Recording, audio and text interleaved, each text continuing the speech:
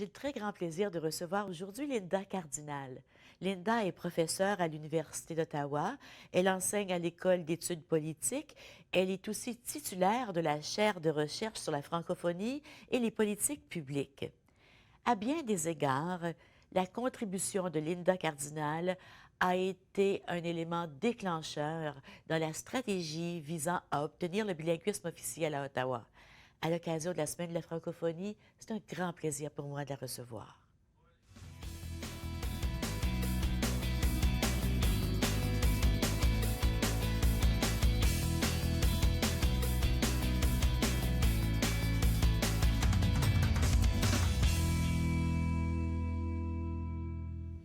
C'est un grand plaisir pour moi de recevoir Linda Cardinal. Ça fait longtemps que je vais la recevoir. Linda fait beaucoup de recherches sur la francophonie, sur les minorités ici et ailleurs. Tu ne te limites pas à la francophonie, à la minorité francophone du Canada. Merci, Linda, d'être là. Ça me fait plaisir d'être ici. C'est un grand plaisir. Hein? Tu sais, je te regarde aller depuis des années, les recherches que tu fais, la qualité des recherches, tu es politicologue, donc toute la les politiques publiques dans notre vie ont un grand impact.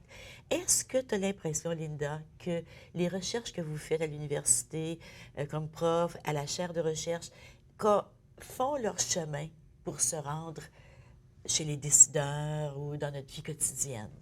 Bien, le premier endroit où nos travaux font leur chemin, c'est dans la tête des étudiants, qui sont, eux, peut-être des prochains décideurs. Mais c'est clair que notre premier public, c'est d'essayer de former la tête des étudiants. Et puis, bien, quand on a les cours, quand on a les enseignements, bien, qu'est-ce qu'on fait? On présente les travaux de nos collègues, les nôtres, on présente nos recherches. Donc, c'est sûr que là, on a un public captif, quasiment, on a un public privilégié, puis on essaie de faire d'eux des futurs chercheurs, de meilleurs citoyens.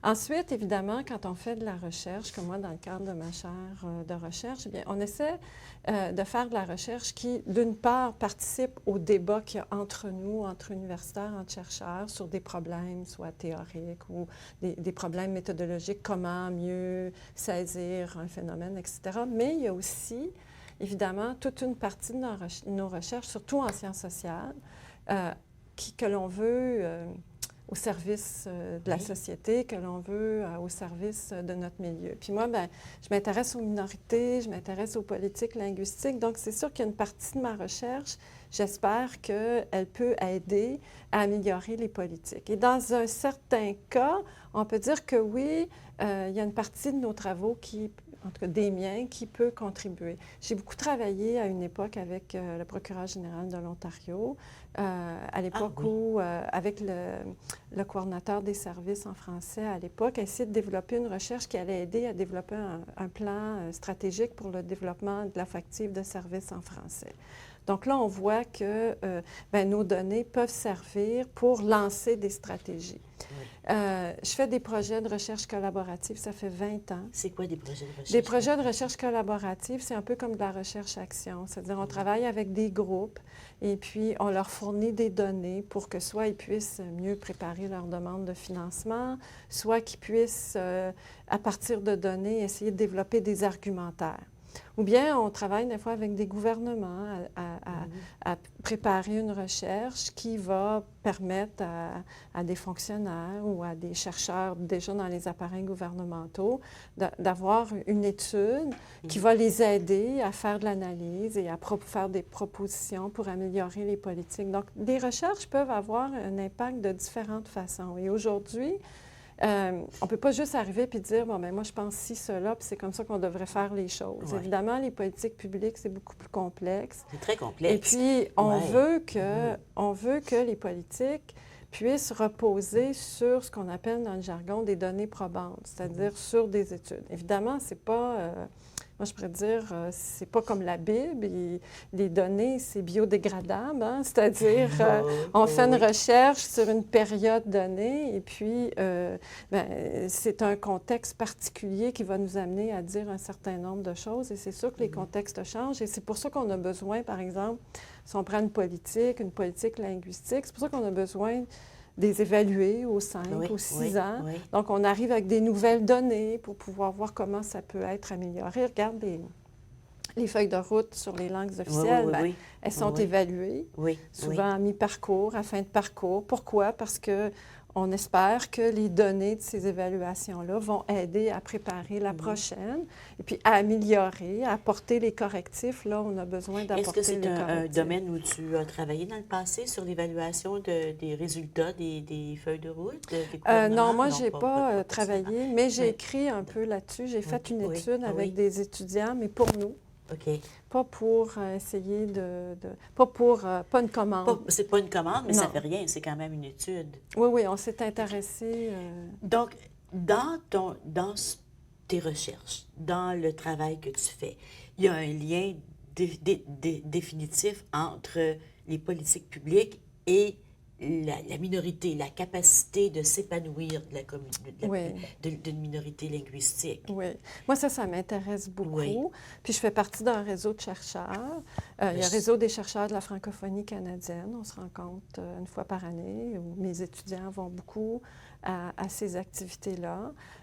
Donc, on est tout un réseau de chercheurs au Canada, et puis je fais partie d'un réseau international, et c'est ce qui nous intéresse, les politiques qui visent à favoriser l'épanouissement des minorités. Puis on parle de minorité linguistique, mais ça pourrait être n'importe quelle minorité, oui, c'est-à-dire les approches qu'on a, ça peut aider c'est-à-dire ça peut nous permettre d'étudier les minorités linguistiques, mais aussi les minorités culturelles, les minorités religieuses. C'est-à-dire, il y a dans nos sociétés, depuis les années 60, des politiques publiques de type identitaire.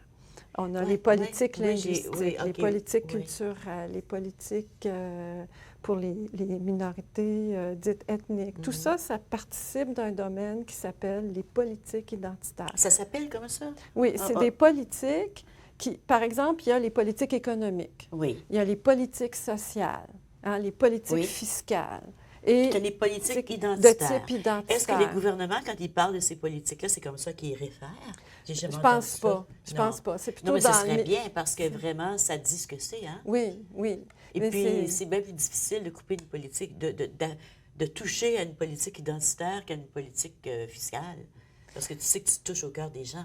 Oui, mais ça, moi, je ne suis pas au gouvernement. C'est pas moi qui décide, mais... Non, mais ce serait bien. Mais ça serait bien. Mais nous, pour nous, dans le domaine de la recherche, de l'enseignement, quand on enseigne ces questions, comme j'ai enseigné pendant plusieurs années un cours qui s'appelait les enjeux identitaires en politique, bien, tout ça, ça veut dire qu'avec les étudiants, on étudiait l'intervention étatique dans le domaine linguistique, religieux, culturel, les femmes, tout ça.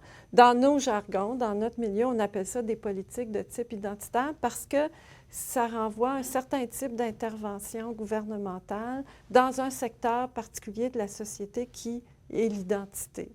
Puis quand tu l'appelles comme ça, tu comprends tout de suite, n'importe qui peut comprendre l'importance de ces politiques-là. Oui. Rien qu'en donnant le nom politique identitaire. Parce que souvent, on hiérarchise les moi, je vais commencer à parler comme ça aux politiques derrière mon émission. Je vais leur parler des politiques identitaires parce que c'est vrai. Tu sais, comme présentement, on parle d'une politique, on parle de bilinguisme officiel à la Ville d'Ottawa, mais ça touche directement notre identité. Ça touche l'identité des gens. Et quand si on ne peut pas valoriser l'identité de ceux qui composent une collectivité, ben tu peux leur dire de s'en aller ailleurs. Bien, c'est sûr que c'est important. Je ne parle pas de la francophonie plus, mais que ce soit les personnes avec des handicaps, que ce soit les Autochtones, que ce soit n'importe qui. Bien, ça fait partie d'une société, l'identité. Oui, souvent, on hiérarchise. On dit que l'économie, c'est plus important. Ben oui. On va dire la santé, l'éducation. L'identité, souvent, ça passe en dernier lieu. Mais en même temps, l'identité, c'est aussi l'air qu'on respire. Mais est-ce que les politiques identitaires, c'est principalement pour des minorités? Il n'y a pas de politique. Est-ce qu'il y a des politiques identitaires qui touchent à la majorité d'une communauté? Oui, parce qu'au Canada, par exemple, la politique des langues officielles, elle est à la fois destinée aux majorités et aux minorités. L'identité canadienne, on dit toujours la langue est au cœur de l'identité canadienne. Le français et l'anglais sont à égalité dans la Constitution canadienne et la Charte canadienne des droits et libertés, on s'y réfère souvent pour dire... Bien, la langue, c'est une caractéristique fondamentale de notre société, donc c'est pour tout le monde. Donc, une politique identitaire, c'est pour tout le monde, mais ça peut avoir donné lieu à des mesures qui vont viser des groupes particuliers, par exemple, comme la loi sur les langues officielles, elle s'adresse à tous les Canadiens, mais elle a une partie qui concerne le développement, l'épanouissement des minorités de langues officielles. Oui. Puis on peut voir que le décalage des fois entre l'intention d'une politique ou d'une loi comme la loi sur les langues officielles et la pratique, il y a un décalage qui est important parce que dans la pratique, mettons l'identité pour fin d'élection en Ontario. Bien, si je ne m'identifie pas comme francophone, je suis automatiquement anglophone. Bon, on a vu ça dans le domaine scolaire. Dans le domaine scolaire, oui. Les taxes scolaires. Si on ne disait oui. pas qu'on voulait que nos taxes aillent au conseil scolaire francophone ou public ou catholique, ça allait automatiquement. Oui. Et c'est encore comme ça, bien, c'est moins grave parce qu'il n'y a pas de financement qui est rattaché, mais il y a quand même des statistiques qui sont tenues. Donc, on ne demande pas aux gens, êtes-vous francophone ou anglophone? On demande aux gens de s'identifier s'ils sont francophones. Puis s'ils ne sont pas francophones, ils sont anglophones automatiquement. Puis un enjeu identitaire qu'on a vu de façon assez importante en Ontario, c'est quand on a redéfini qu'est-ce que c'est même un francophone. Oui. Donc, on voit que ça interpelle les gens. C'est important pour les gens, l'identité, parce que là, on disait, bon, un francophone, souvent, c'est quelqu'un qui parle de langue maternelle française. Et puis là, tout d'un coup, les gens disent, oui, mais moi, je ne suis pas de langue maternelle française, mais je suis de culture française. Donc, je veux aussi faire partie de cette communauté. Donc, c'est un enjeu identitaire important et on voit que ça fait bouger les gens. Oui. Ça fait... Oh mon Dieu, oui, c'est d'aller chercher les francophones dans le creux de leur identité pendant longtemps en disant, ben non, ils ne peuvent pas être francophones, c'est pas leur langue maternelle, mais finalement, on a accepté tout le monde que, oui, en effet, on fait toute partie de la même communauté. Il faut aller à une pause, on revient tout de suite, rester avec nous.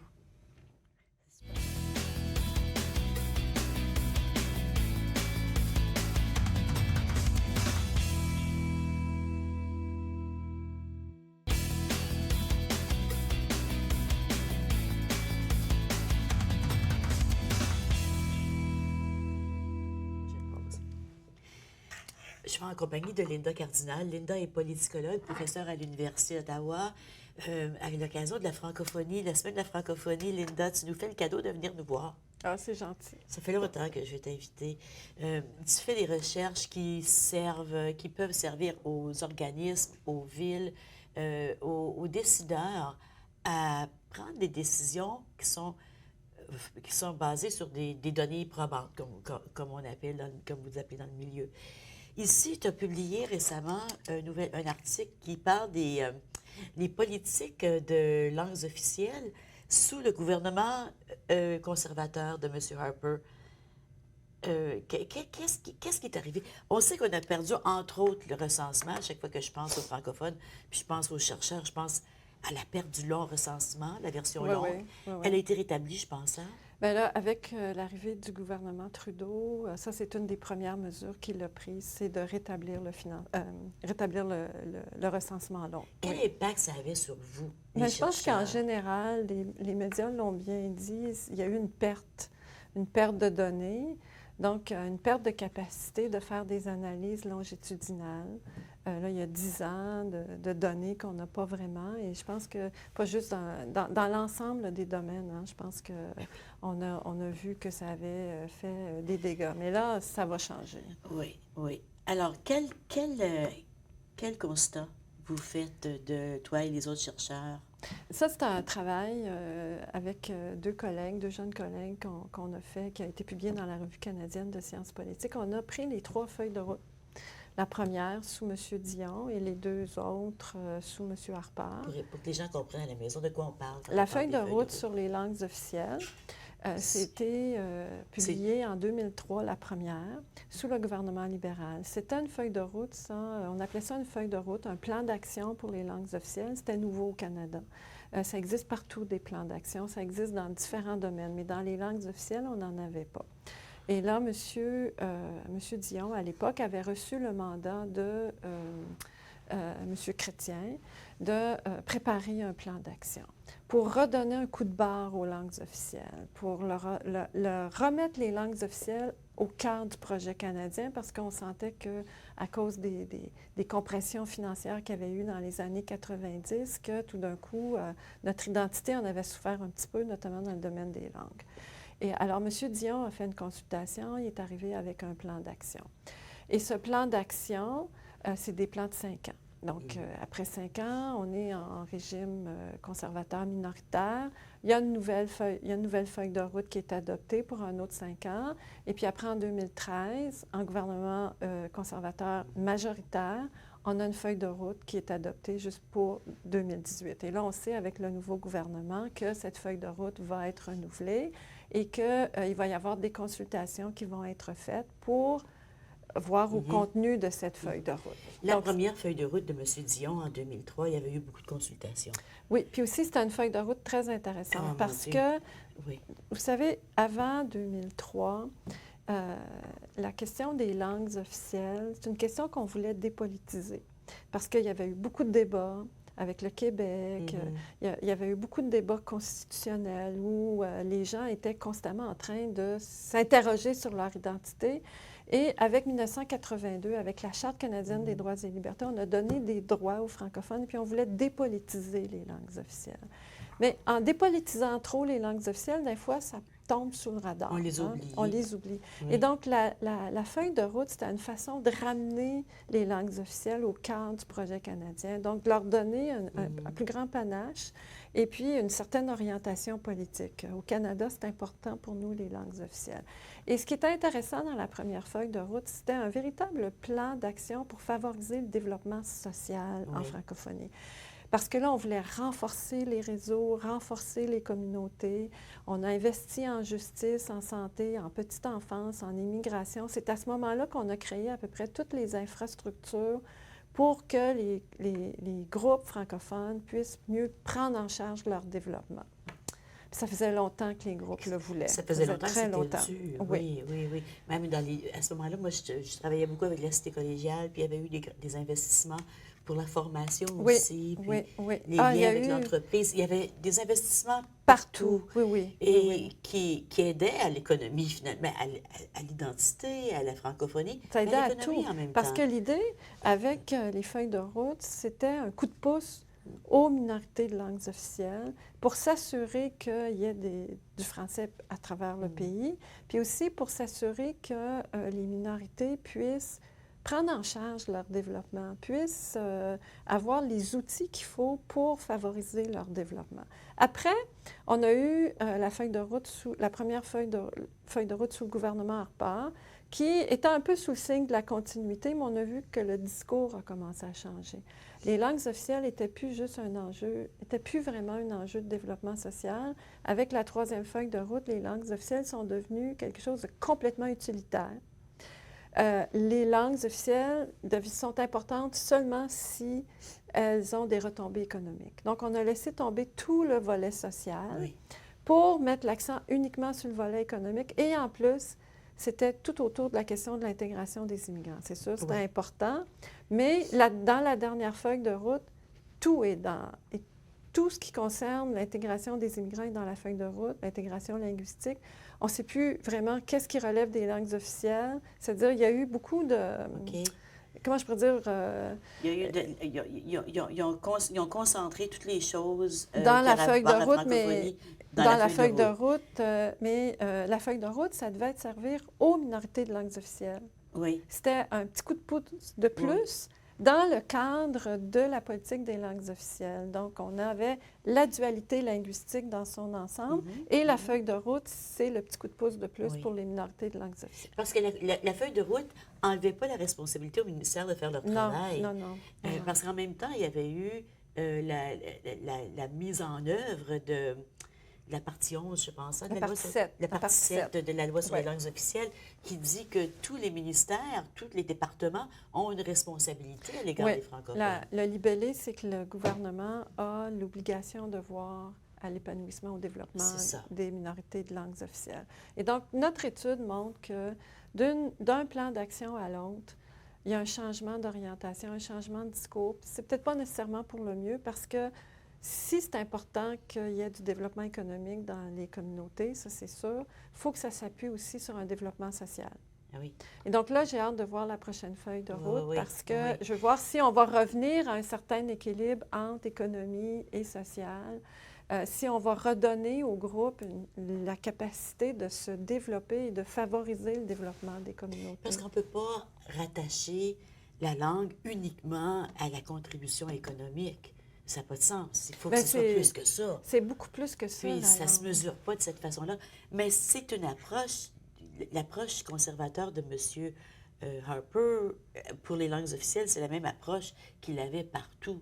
Oui, c'était très c'était utilitaire. Il faut que ça soit utile. Oui, c'est ça. C'est pas utile, mais ça va disparaître de lui-même. Donc, puis des fois, c'est pas le gouvernement qui doit faire les choses, c'est l'entreprise. Donc, plus qu'on peut passer à l'entreprise, le mieux c'est. On va aller à la pause. On revient tout de suite. Restez avec nous.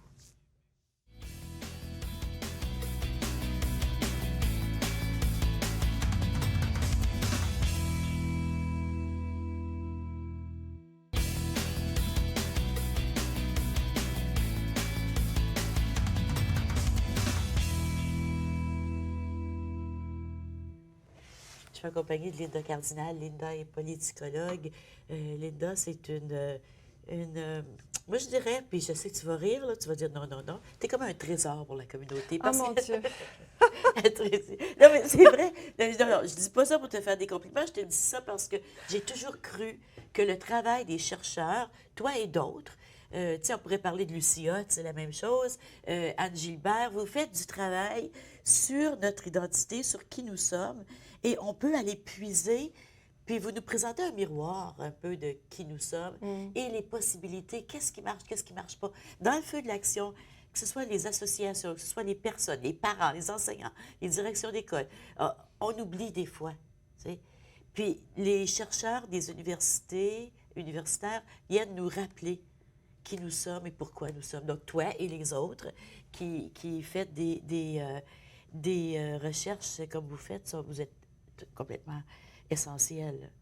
On a voulu, pour un bout de temps, éliminer ou diminuer la recherche fondamentale. Est-ce que ça se rétablit un peu? Bien, on espère. Je ne sais pas si dans le prochain budget, il va y avoir des financements pour la recherche. Mais on a vu ces dernières années un investissement de la part du gouvernement conservateur, puis ça va peut-être continuer un peu sur les libéraux, dans la recherche appliquée. Oui. Plus que la recherche fondamentale. Mais la recherche fondamentale, c'est important aussi. Bien, c'est fondamental. Tu ne fais pas de recherche fondamentale, tu ne peux pas faire d'autres sortes de recherches. Tu ne peux pas avoir de recherche appliquée, éventuellement. C'est un nourrit l'autre. Bien, c'est ça, et vice-versa, oui. Des mobilisations comme SOS Montfort, il y en a eu d'autres dans l'histoire de la francophonie en Ontario. Oui, il y a eu le mouvement C'est le temps dans les années 70. 75, il y a eu les mobilisations autour du règlement 17. Oui. Et il y en a en fait des mobilisations presque toujours en Ontario. Si on regarde toutes les causes devant les tribunaux dans le domaine scolaire, c'est lié à des mobilisations. Prenez Penetanguishing. Il y a un petit livre qui existe sur Penetanguishing, l'école de la résistance. Il n'y a pas de recherche qui ont été faites là-dessus, mais il faut creuser dans notre patrimoine mobilisateur pour faire ressortir davantage ces moments importants qui ont cristallisé des mobilisations et puis qui ont permis à des gens de se regrouper, d'aller de l'avant, faire de l'action politique. Parce que tout à l'heure, on parlait des politiques publiques. Hein? Oui. Bien, les politiques publiques, on va les adopter s'il y a une demande sociale. Oui. Et quand on prend, par exemple, le mouvement C'est le temps dans les années 70, je me suis beaucoup intéressée à ce mouvement-là parce que on parlait beaucoup du règlement 17. On a vu comment SOS Montfort a puisé dans le répertoire du règlement 17. Hein? On parlait beaucoup dans les mêmes termes. Puis, tout d'un coup, je m'étais aperçue que, bien, entre ces deux mouvements-là, il y en a eu d'autres. Et je trouvais ça intéressant de voir que, finalement, il y a beaucoup de moments qui mobilisent, où la communauté francophone, notamment en Ontario, mais on pourrait faire la même chose pour le Nouveau-Brunswick, les autres provinces, il y a beaucoup de moments, finalement, dans notre quotidien, dans notre vie courante, qui fait qu'on a été mobilisés. Et le mouvement C'est le temps, bien, c'est tellement fascinant parce que là, c'est des jeunes... Écoute, je suis certaine qu'il y a beaucoup de gens à la maison qui ne savent pas ce que c'est le mouvement C'est le temps. On a déjà parlé à l'émission, mais pourrais-tu nous le résumer? Bien, le mouvement C'est le temps, c'est quand des jeunes qu'on voit toujours encore, comme Jacqueline Pelletier. Ils sont plus jeunes aujourd'hui. comme Jacqueline Pelletier, Alain Poirier, Gérard Lévesque, etc. C'est tous des gens qui sont très connus dans la communauté, qui se sont mobilisés et puis qui ont décidé qu'ils iraient en prison parce qu'ils voulaient avoir des contraventions écrites en français. Qui voulaient que leur testament, ils puissent faire leur testament en français, qu'ils puissent avoir des services en français, point. Du berceau jusqu'au cimetière. Oui, oui. Et puis, ça s'est souvent traduit dans des termes, dans le domaine de la justice, parce que les plaques d'immatriculation, tout ça, ça allait avoir beaucoup avec des questions de justice. Ils allaient devant les tribunaux où ils voulaient avoir des procès en français. Mais ces jeunes sont vraiment à l'origine de ce qu'on a eu après, qui est la loi sur les services en français. Avant ça, la loi sur les tribunaux judiciaires. Penetanguishing, Penetanguishing, c'est une histoire qu'on connaît tellement mal. Oui, et puis c'est tellement intéressant Linda, comme histoire. Je me souviens de mon frère Michel, que tu as connu aussi, qui était journaliste au quotidien Le Droit, et qui était stratège pour Montfort et SOS Montfort. Michel, c'est un gars de lutte, il est décédé aujourd'hui en 2010, mais, 2011, pardon. Il était journaliste au quotidien Le Droit. Oui. Et il avait fait une tournée pour Le Droit des Franco-Ontariens. Et il est allé à Penetang la journée où les jeunes se présentaient à la présidence. Il y avait des discours pour la présidence de l'Association des élèves. Et il y avait une jeune qui avait parlé en français parce que c'était le volet francophone qui lisait leur président. Et elle se faisait cracher à la figure parce qu'elle parlait français. Ah oui. Elle avait fait son discours en français. Il avait écrit cet article-là. Je ne sais pas où est-ce qu'il est, cet article-là, aujourd'hui. Il faudrait le retrouver parce que ça démontre, ça fait pas longtemps, là, on parle des années 70, les francophones lui avaient craché à la figure. C'est fou, hein? Oui, c'est ça. On est venu de loin. Oui, puis aussi, quand on fait de la politique dans l'espace public, qu'on veut mobiliser les gens, c'est pas de la politique en coulisses, hein? Donc, c'est sûr que ça nous met dans une situation de vulnérabilité parce qu'on est plus visible, donc on peut se faire critiquer plus facilement. Donc, il faut avoir les nerfs solides. Puis, je trouve que la communauté francophone a les nerfs quand même assez solides parce qu'elle est souvent mobilisée. Comment on se compare à d'autres? Toi, tu travailles beaucoup avec d'autres minorités, comme avec l'Irlande, avec le Pays de Galles. Le Pays de Galles. Comment on se compare? Je m'intéressais beaucoup au Pays de Galles. J'ai même des étudiants qui ont fait des thèses de doctorat comparant l'Ontario, le Nouveau-Brunswick, le Pays de Galles. Et c'est intéressant, le Pays de Galles, parce que là, il y a des mobilisations sans cesse. Encore aujourd'hui, eux, ils pratiquent la désobéissance civile. Encore? Encore aujourd'hui. Parce que leurs revendications ne sont pas satisfaites et puis ils n'ont pas les outils juridiques que nous, on a pour aller devant les tribunaux. Nous, on s'est beaucoup mobilisés grâce aux tribunaux ces dernières années. Mais ça demeure très exigeant. Et puis même quand on regarde les différentes causes, que ce soit la cause Caron ou dans les provinces de l'Ouest dernièrement, c'est-à-dire c'est des communautés qui se mobilisent. Donc, si on faisait l'histoire de toutes nos mobilisations, on verrait qu'il y en a beaucoup et que c'est constant. Ces mobilisations. Oui, ça demande beaucoup d'énergie. Comme tu dis aussi, les leaders deviennent très vulnérables. Oui. Parce qu'on... regarde à l'époque de SOS Montfort, c'est-à-dire Mme Lalonde était dans les médias constamment. Donc, c'est elle qui doit répondre aux questions qu'on lui pose. Je veux bien qu'elle soit encadrée et tout, qu'elle ait une bonne équipe autour d'elle. Oui, il n'y avait pas une bonne équipe autour d'elle. Elle, puis il y avait une autre personne. Ils n'étaient pas nombreux. Donc, il faut trouver les arguments. De toute façon, quand tu es devant le journaliste, c'est toi qui parles. Oui, puis tu veux que le journaliste il rapporte comme il faut, là. Oui. Hein? C'est pas évident. Non, il a laissé sa ça santé. Prend aussi. Puis les médias ont un rôle à jouer dans les mobilisations. Parce que... Écoute, voilà la pause. On parle justement du rôle des médias dans toute notre identité. On parle de citoyenneté, politique, identité. Mais les médias font partie de ça. Absolument.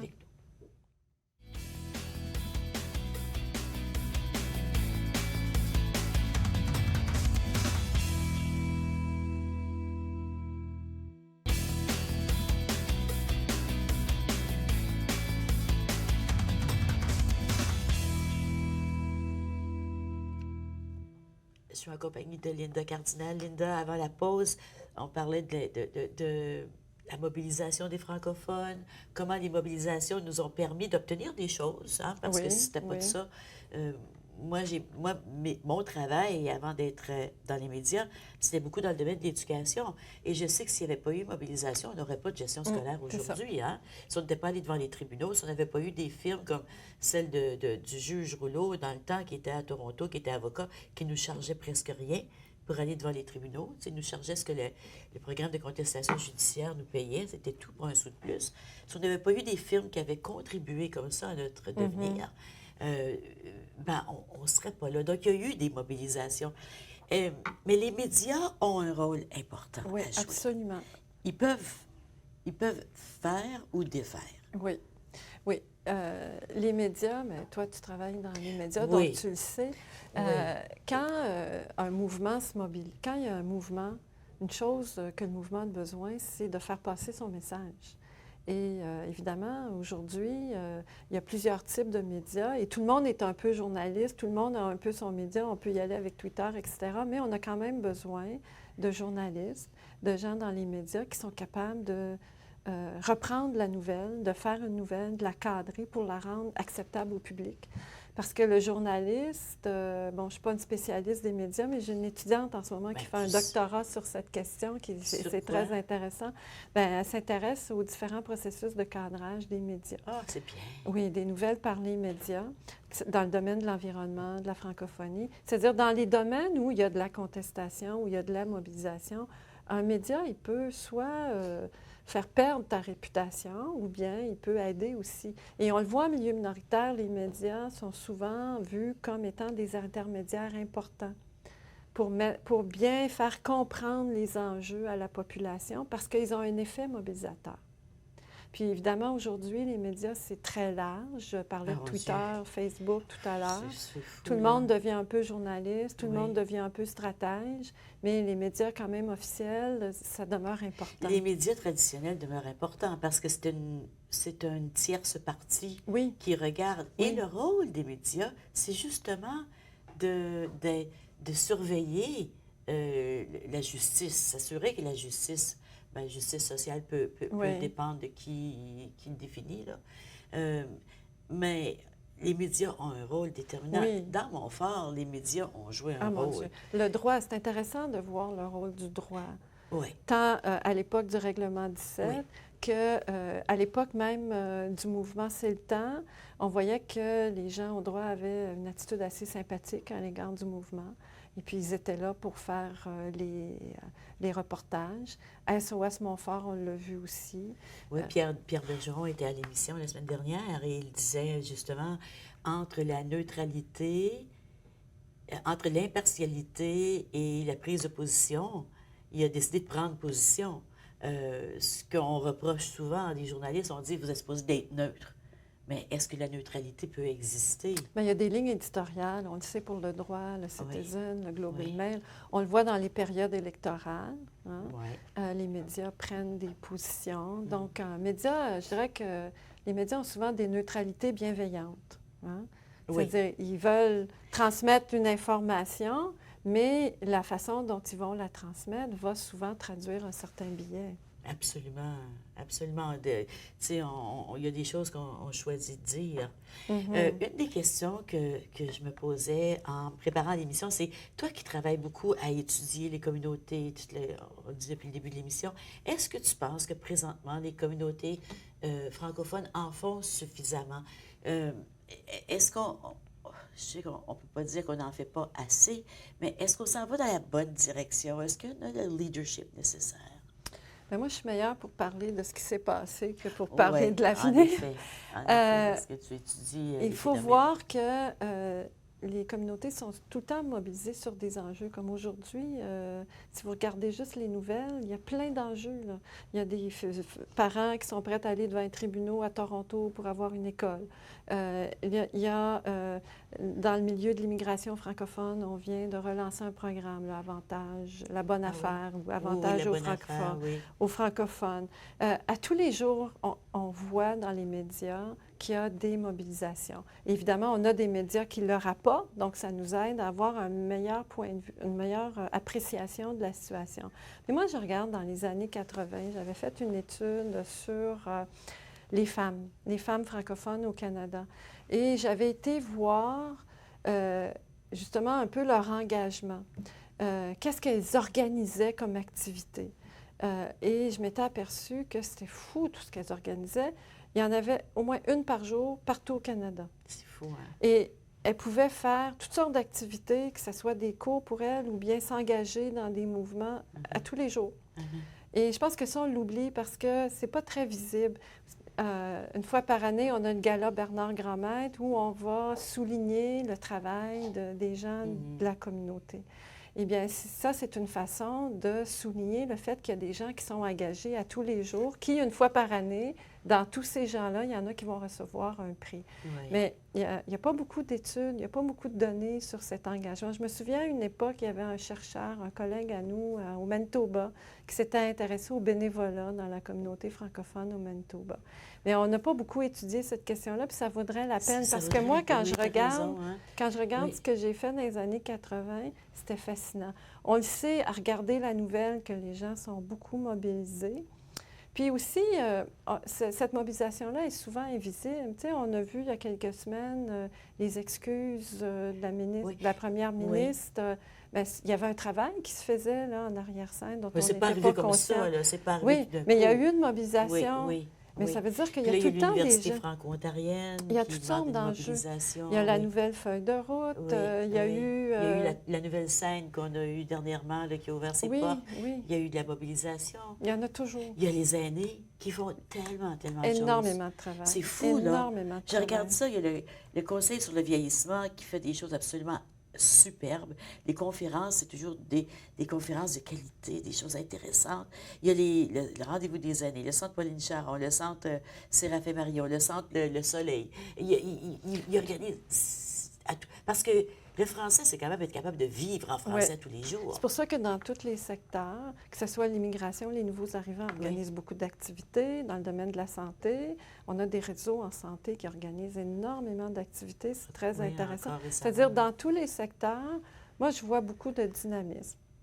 Par contre, évidemment, on ne peut pas demander aux gens d'être mobilisés comme à SOS Montfort constamment. C'est-à-dire, c'est très exigeant pour une communauté. Et d'ailleurs, c'est intéressant parce que après le mouvement SOS Montfort, on a commencé à dire on est un peu épuisé parce que ça a été très exigeant comme mobilisation. La communauté était épuisée.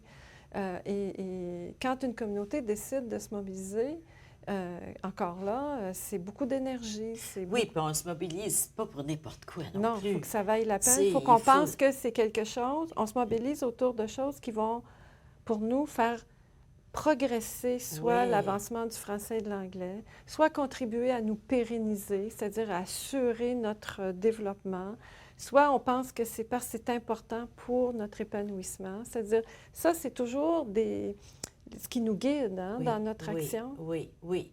Puis si on ne perçoit pas ça, bien, on ne peut pas mobiliser les gens autour de n'importe quoi. Mais il y a plein de choses sur lesquelles on pourrait se mobiliser qu'on ne se mobilise pas peut-être parce qu'on n'a pas le temps non plus, que ce soit les réformes électorales. Là, la réforme électorale, par exemple, est-ce qu'on va avoir le temps de se mobiliser quand on redécoupe les... comprendre quand on redécoupe les circonscriptions électorales, bon, pour ne pas perdre de vote, etc.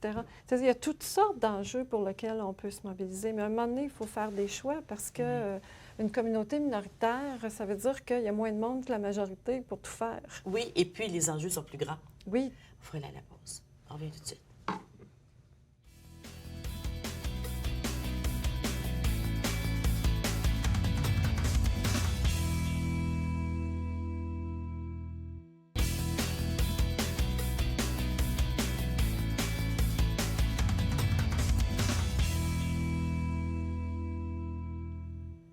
Au début de l'émission, j'y avais mentionné que Linda Cardinal sa contribution avait été essentielle pour déclencher la stratégie pour obtenir une ville bilingue, pour obtenir le bilinguisme officiel à Ottawa. Et j'ai dit ça dans le sens que quand ça a été le temps de commencer Chantier Ottawa, J'aimerais savoir comment ça va, Chantier Ottawa aussi. Est-ce que ça va bien, ce projet-là? On a terminé. Vous avez terminé? Oui, on va publier un ouvrage bientôt. Ah, c'est bien. Anne Gilbert qui a dirigé l'ouvrage. Bon, bien, on va demander à Anne de venir nous en parler. À ce moment-là, lorsque tu avais fait des études sur toute la question des élus francophones à la ville d'Ottawa, puis le débat est parti de là, des États généraux. Mais on entend beaucoup de gens dire, oui, bien, c'est rien qu'un symbole. Mais le bilinguisme officiel, mais symbole, c'est important, non? Bien oui, quand on dit, par exemple, que le français et l'anglais sont des caractéristiques fondamentales de l'identité canadienne, c'est un symbole qui est puissant. Et puis, on trouve que c'est important parce que c'est ce qui nous définit sur le plan international, c'est ce qui nous définit par rapport à notre histoire, par rapport à qui on veut être. Donc, un symbole, c'est sûr que c'est important. On ne peut pas minimiser les symboles. Par contre, des fois, on va dire « Ah, c'est juste un symbole ». Donc, on accorde souvent une signification différente à un symbole selon qu'on veut minimiser ou pas l'enjeu. Mais, règle générale, écoutez, les politiciens ne vivent que sur de la symbolique. Souvent, quand ils font une campagne électorale, la façon dont ils s'assoient, dont ils se positionnent, ce qu'ils vont dire, ce qu'ils vont porter, tout est codé. Oui, les entreprises, quand ils adoptent un logo puis des couleurs, nous autres, on vient de changer ici à Rogers, une grosse transformation du logo. Je cacherais que la plupart des gens ne sont pas rendus compte des changements. Là. Changement du rouge n'est pas pareil, le logo n'est plus pareil, mais c'est parce que c'est un symbole qui parle. C'est de la sémiologie, là. Ça parle à une partie de nous qui ne sait pas. Là, que ça on parle à travers les symboles. On parle à travers les symboles. Oui, puis c'est important, des symboles dans une société. C'est-à-dire, je ne pourrais pas insister trop pour dire que, quand on définit le Canada comme une société bilingue, multiculturelle, quand M. Harper est arrivé, et puis que là, tout d'un coup, les langues officielles, le multiculturalisme, tout d'un coup, ne sont plus devenus les marqueurs principaux de l'identité canadienne, mais que là, on a vu réapparaître la reine un peu partout, puis le mot royal. Les gens ont été choqués dans certains cas, d'autres, on disait, non, enfin, on répare une grande injustice. C'est quoi ça? C'est de la symbolique. Hein? Oui, oui. Mélanie Joly, la ministre du Patrimoine canadien, avait dit, lorsqu'elle a été nommée, que c'était puis j'avais trouvé ça intéressant, le patrimoine, le ministère du Patrimoine, c'était le ministère des symboles. Oui, et absolument. Puis, c'est vrai, parce que c'est vrai, c'est les symboles, un symbole de qui nous sommes. Oui. Et ça, c'est notre carte de visite, hein, beaucoup. Oui. Tu as parlé des excuses qui ont été demandées, qui ont été offertes par Mme Wynne. Est-ce que c'est important, tu penses? Est-ce que c'est seulement symbolique? Est-ce que c'est important, des excuses comme ça? Bien, je pense que dans la communauté, je pense que les gens ont beaucoup apprécié. Oui. Je pense que c'était important, surtout pour nos grands-parents aussi, qui, eux, ont vécu le règlement 17. Par contre, c'est important pour nous parce que c'est pas juste une génération, hein, c'est toute une société. C'est encore aujourd'hui qu'on ressent les effets du règlement 17 parce qu'on a coupé une société de ce qui était le plus cher à cette société, son éducation. Oui. On a créé aussi une situation où on a accru les inégalités dans notre communauté parce qu'on a forcé les gens vers l'éducation privée. Puis là, bien, c'est pas tout le monde qui pouvait se payer une instruction privée. L'éducation publique, on n'y avait plus accès, sauf pour aller se faire assimiler. Mm-hmm. Donc, il y a beaucoup de nos grands-parents qui n'ont pas pu avoir, qui ont fini avec des deuxièmes années fortes, des troisièmes années fortes, parce qu'après, il fallait aller à l'école anglaise, ou bien aller à l'école privée, mais les parents ne pouvaient pas. Puis les parents qui sont envoyés leurs enfants à l'école privée, il y en a beaucoup qui ont fait des sacrifices, ce qui fait qu'ils ont payé 2 fois des taxes. Oui. Donc, avec toutes ces taxes-là payant surplus, bien, ils devraient avoir beaucoup plus de services aujourd'hui et ils devraient pouvoir faire tout ce rattrapage en éducation. Il y a eu beaucoup d'investissements et puis je pense que les gens sont assez contents. Moi, des fois, je me demande si on n'aurait pas dû, au moment où on a obtenu la gestion scolaire, demander pour de la réparation également parce que, comme tu dis, il y a eu beaucoup. Moi, je suis allée dans des écoles privées parce qu'il n'y avait pas d'école secondaire anglaise quand j'étais jeune. Oui. Puis, j'ai pas 100 ans, là, tu sais, j'approche, là, mais j'ai pas 100 ans encore. T'sais, donc, oui, c'est sûr qu'on a fait des grands sacrifices pour être où on est, pour arriver en quelque part. Oui. Finalement. Mais c'est là où on voit qu'un symbole oui. renvoie à toute une histoire. Oui. Et j'ai reçu récemment Michel Bock et puis Charbonneau, professeur Charbonneau, Claude, non. Non, François Charbonneau, probablement, oui. Puis il y a un ouvrage sur le règlement 17. Oui, leur livre sur le siècle, l'impact du règlement 17. Et c'est fou, l'impact jusqu'à aujourd'hui, comme tu dis. Comme tu dis. C'est intéressant, hein? Oui, absolument. Donc, toi, tu fais, bien sûr, tu étudies toute la francophonie. Là, on s'est concentré sur la minorité francophone. Mais c'est plus large que ça, tes études. Tu fais aussi tu t'enseignes les théories féministes, entre autres. Oui, j'ai enseigné beaucoup. Quand à l'Université d'Ottawa, on a eu le programme en études des femmes, j'étais la première à enseigner le cours d'introduction aux études féministes. Ah oui? Oui, oui. C'était oui, ça fait 29 ans que j'enseigne. Ça, j'ai beaucoup aimé ça, donner ce cours-là. C'était extraordinaire, enseigner à des jeunes, des grandes classes. L'introduction aux études des femmes, ça n'existait pas à l'époque. C'était vraiment très intéressant. On était une des premières universités au Canada à avoir bien, je pense qu'on fait partie en français, en tout cas avec l'Université Laval, l'Université de Montréal. Je pense qu'on fait partie des pionniers à avoir développé les études des femmes. Ensuite, même moi, quand j'étais étudiante, on a eu le premier cours en études des femmes avec des franco-ontariennes comme Élisabeth Lasselle, qui enseignait femmes et religion, qui avait un groupe d'études sur les femmes et la religion à l'Université d'Ottawa. Après, j'ai eu une professeure, Danielle Juteau, qui m'a beaucoup marquée, qui m'a beaucoup influencée, qui nous enseignait les études des femmes. Ça a été très important dans ma formation. Puis, ensuite, il y a ça, mais il y a aussi, tu étudies, on a dit tantôt toute la question de l'Irlande. Oui, je me suis intéressée beaucoup. Tu as travaillé, tu as fait été titulaire d'une recherche à la Sorbonne. Oui. En 2002... Ouais, est-ce que c'était la Sorbonne? En fait, j'ai eu 2 chaires à l'extérieur de l'Université d'Ottawa. En 2002 à 2004, je suis allée en Irlande. J'ai eu une chaire d'études canadiennes en Irlande pendant 2 ans. Justement, c'est là que je voulais aller, aux études canadiennes. Et puis après, en 2006-2007, j'ai eu une chaire d'études canadiennes à la Sorbonne. Parce que le réseau des études canadiennes, là, maintenant, c'est comme une peau de chagrin, mais à l'époque où j'étais jeune professeure, c'était très important, ce réseau-là. Mais ce n'est plus? Bien, c'est beaucoup moins. Ça a été... le gouvernement conservateur a enlevé les financements aux études canadiennes. Je ne sais pas si ça va revenir, mais... Bien, espérons que oui. C'était très important dans ma carrière parce que c'était un des réseaux où on pouvait aller parler des questions linguistiques, des enjeux minoritaires, parler de ces questions-là, de comment ça se passe au Canada, et aussi développer la comparaison. Et là, j'ai rencontré, par exemple, des Irlandais, des Gallois, des Français qui s'intéressaient au Canada, mais j'ai pu aussi rencontrer des gens qui s'intéressaient aux langues officielles, mais par rapport à leur pays aussi. En Irlande, il y a 2 langues officielles, l'irlandais et l'anglais.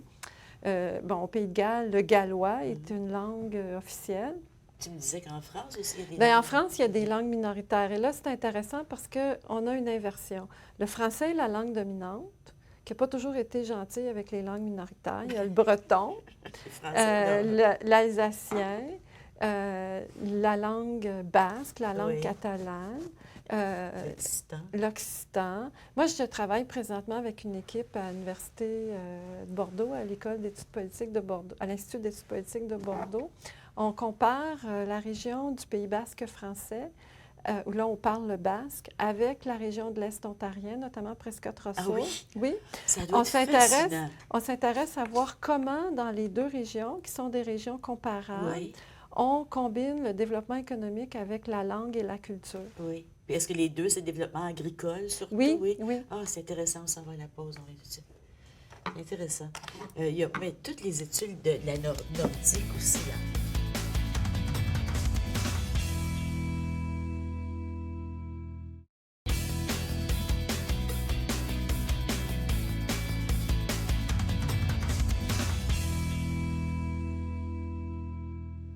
Linda, c'est beau parler de travail, puis de recherche, et puis il doit y avoir beaucoup de livres chez vous, hein? Oui, mais je fais souvent du ménage. Tu fais du ménage? Qu'est-ce que tu fais avec tes livres? Je les donne. Oui, hein? C'est ça que je devrais faire moi aussi. J'ai tellement de livres, ça n'a pas d'allure. Qu'est-ce que tu fais pour te changer les idées? Dis-moi pas que tu lis. Oui. Tu lis quoi? J'adore lire des romans. Ah oui? Qu'est-ce que tu aimes lire? Oui. J'aime beaucoup les romans historiques. Oui, oui. J'aime beaucoup les romans qui me sortent carrément Complètement, de l'Ontario français, oui, oui, de la oui, oui. francophonie. J'aime lire en français, par ailleurs. Des romans de vacances. Oui, j'aime beaucoup. Comme quoi? Bien, récemment, j'ai lu une auteure turque, La bâtarde d'Istanbul. Oh, j'ai lu, c'est beau, c'est bon. Ah, c'est magnifique comme livre. Ensuite, j'aime beaucoup Emmanuel Carrère.